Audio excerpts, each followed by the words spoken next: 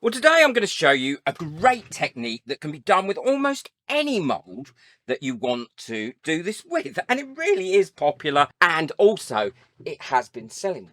What I'm going to do to start with, though, is prep my mould a little bit. And that's quite easy to do. I'm just taking a bit of tape here and putting that onto this frog mould like this, so I can actually isolate the legs. You do need to make sure that your mould is lovely and clean before you do this as well, because if not, the tape really just won't stick. So I'm sticking across here. Hopefully this mould is clean enough. It should be. I've given it a good wipe out with a baby wipe and let that dry naturally. Now I can't find the end of my tape. Am I the only one that ever has problem finding the end of your tape? So that one's taped off enough, but I will also allow the ResinCrete to thicken up before I put it in there. That will help too. It's a very hot day today, so it will cure quite quickly. This one I'm not going to bother to tape off, and I'm not going to bother to tape off this one either. Now I'm going to be using the ResinCrete colours that are freely available now, and I'll link those below along with everything else.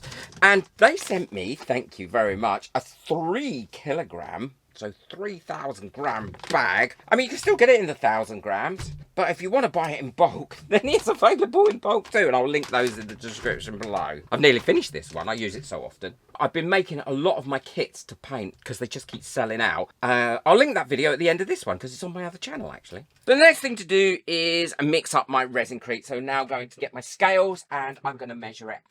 So the first colour I'm going to mix up is the green, so I can allow it to sit there for about 5 minutes before I pour it, and that way it's going to thicken up quite a bit before I need it. Like I've always said before, if I have any left over, what I do is I just pour it onto a tray, and that way I can use it in terrazzo.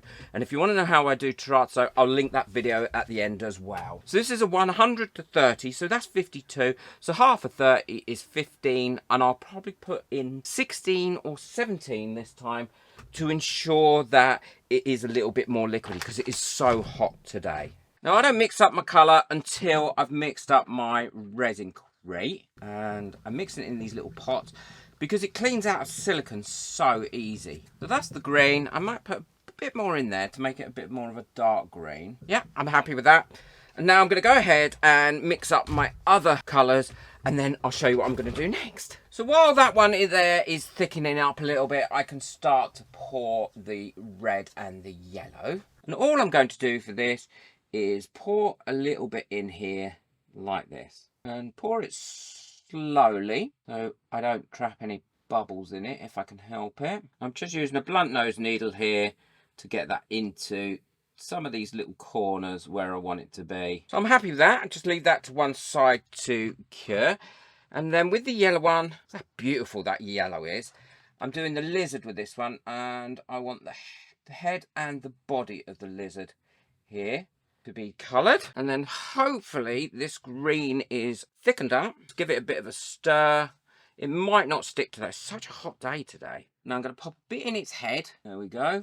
And then the rest in its feet. And then we'll leave that to one side. And then all these little bits that I've got left over, all I do is I pour them into a mould like this and let them cure up. And then once it's cured, I break it all up and I can use it for terrazzo. And it works really, really well. These have been drying for about 10 minutes now, and I want to remove this tape at this stage, and that should just come out quite easily without disturbing the ResinCrete too much, to be honest.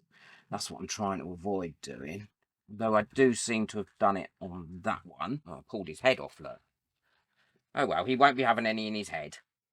I'll be fine. Get the bits out. See, things break for me. It's because I should have waited a little bit longer. Let's clean that out really well. That way the resin will stick to it. Now, my advice is always add resin to cured ResinCrete rather than adding ResinCrete to cured resin, because that won't stick as well. Well, these are all lovely and dry now and ready for the next stage. And all I'm going to do now is mix up my resin. I'm using a 1:1 and I'm using the J Diction 3 times UV Protect epoxy resin. I love this resin a lot. It really does keep lovely and clear. Mixes up really easily, and I'm going to mix that up and then put my colours in it. Well, I've got all my resins mixed up now that I want to add into it.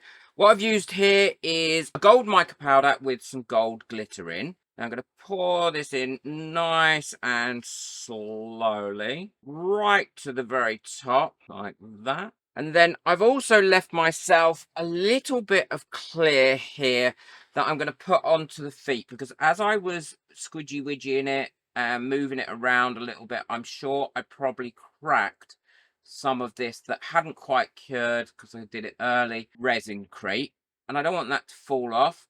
So I'm just doing this on it, and that will stick it all together and should stop that from happening. These little toe bits. Okay, when I'm sure I've got it all coated, I just give it a bit of a scrape over like that. There we go. So that's that one done. And then for the lizard, I've got an opaque blue with some blue glitter in. And you are better off not moving these around too much once you've done them, because that way you're not going to break that seal in there from the ResinCrete. For his little toesy woesies, going to make sure I get all of those in there as well, using a blunt nose needle. That really works well. Oh, look, I can't help knocking them. And then for the lobster, I'm using a transparent red with red glitter in. And then anything that I've got left over, I'll put back in a tray and I'll make a stained glass out of it. And if you want to know how I make stained glass, then check out the video that's coming up at the end of this one. I want to say a massive thank you to all the people that got me coffee last month. I cannot tell you how much I appreciate it. It's been a really difficult couple of months, both mental health wise and work wise. So every penny really does help me. So thank you very much. And I'd also like to say a massive thank you to my members who have been a huge support. We've got a live stream coming up very soon on how I set up my YouTube channel and any advice that people want on setting up an arts and crafts YouTube channel, as well as how to market your stuff when you're taking it to craft fairs and places like that. So if you'd like to become a member, the link for that is in the description below. So we'll leave these to cure now overnight. I'm going to pop some bubbles that have come up, and they'll have come up because of the glitter and the mica powder that I've added in there. I want to get rid of those, and then we'll leave that to cure. These are all cured now, so it's time to take them out the mould. And I always love this bit because I always feel that this bit is the most fun bit you can have. Seeing what it's going to look like. I love how that's come out. Now, there are one or two bits here that I need just to push off, and they're just the overpour bits. And look at that. I think that's come out great. I think you could leave that as it is, and it would make a great ornament. You could varnish this top if you wanted to. It'd be up to you, but I think it looks really good. Love that lobster like that. Let's have a look at the lizard. It's one of my favourite moulds at the moment, this lizard is. We've got a little bit of underpour where the resin has gone under, but I actually quite like that. I think it gives it some texture. I don't know if you know this about ResinCrete, but you can actually use markers on it. Now, I'm going to put some eyes on here. And these are my Spectrum Noir markers. They mark on here, lovely. And you can varnish over them as well. Put some nostrils on it. There we go, he's got some little nostrils. And if you want to, you can put some pans on it. And it really does take this colour so well. And if you want to varnish on it, you can over these permanent markers, and then let that dry for a second or two.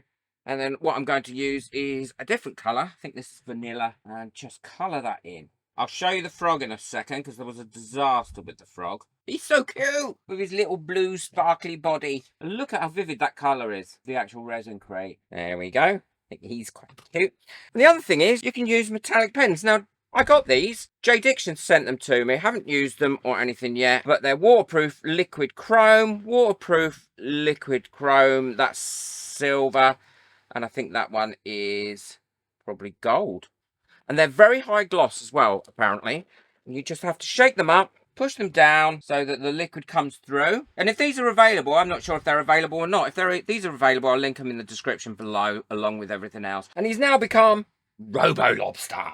I love how the frog has come out with his little gold toes, with his glittery back, and how the colours have gone in the legs. I think he looks really cute.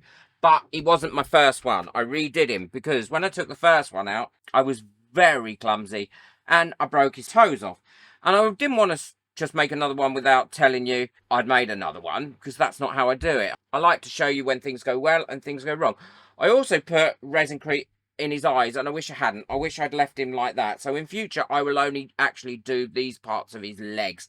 But I do like the frog. I think he's come out quite cute. Let me know what you think and how you use your ResinCrete and how you do different things as well. I think these are wonderful. I'm not sure if they're going to sell or not. I haven't tried yet, but I'll let you know if they sell well or if people like them or not. Let me know in the comments what you think.